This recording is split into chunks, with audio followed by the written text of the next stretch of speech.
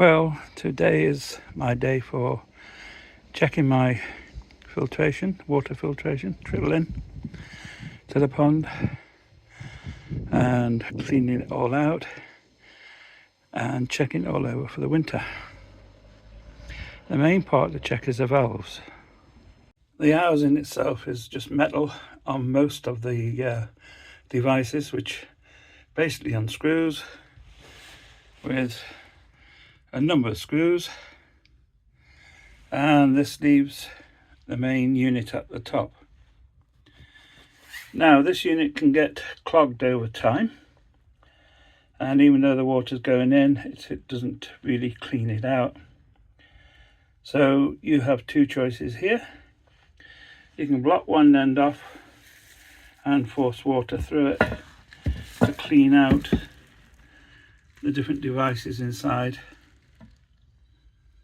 or you can do the screw on the inside, which will allow you to pull each of these apart for cleaning. Now the other thing that's a problem on these is springs. You see the spring here? Now on top of that you have a little push device like this. Now these have a tendency to snap off.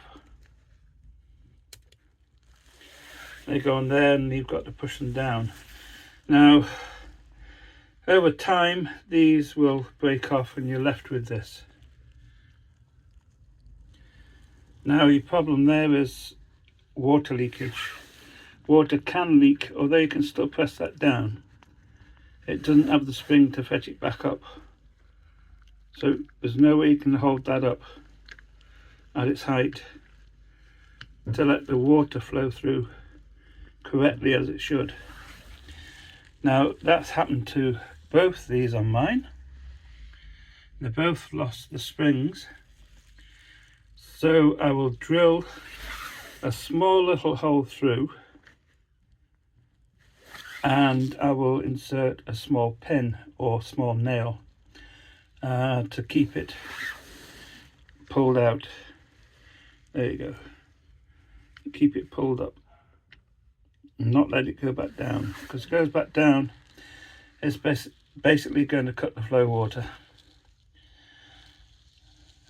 For cleaning the unit, the easiest way is just to spray it with some DW40. Just spray it all over.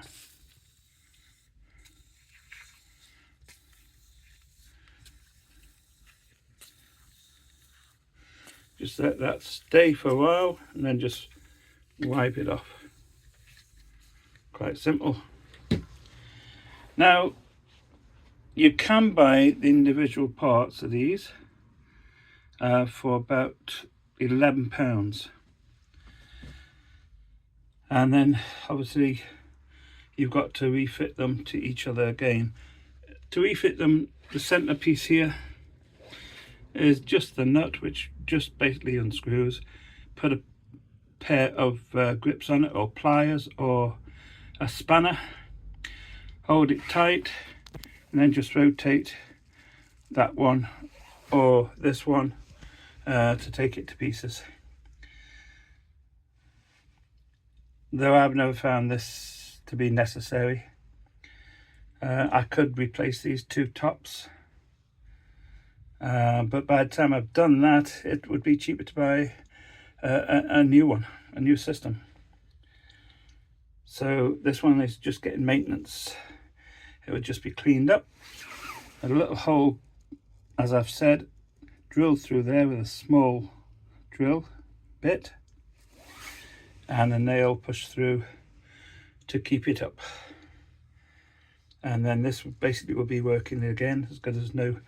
This basically is only to take any air out, but without that on, the air will go through anyway if these are kept up. So I couldn't see the point of these little push down plungers anyway. But that's it basically. It's quite simple.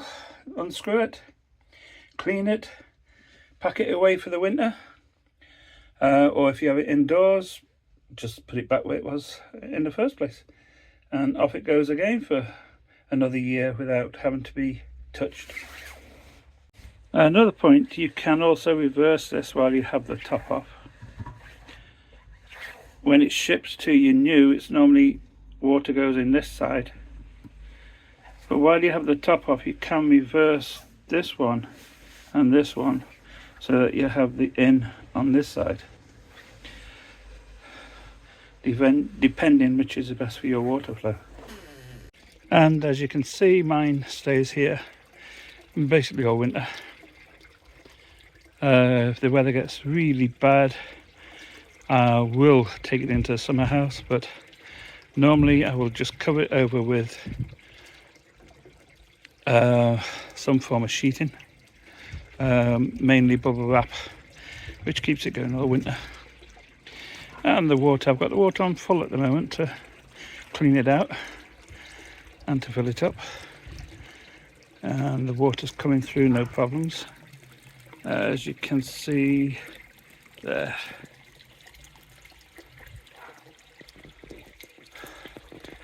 That will go down to a trickle once the water has gone through the new filters.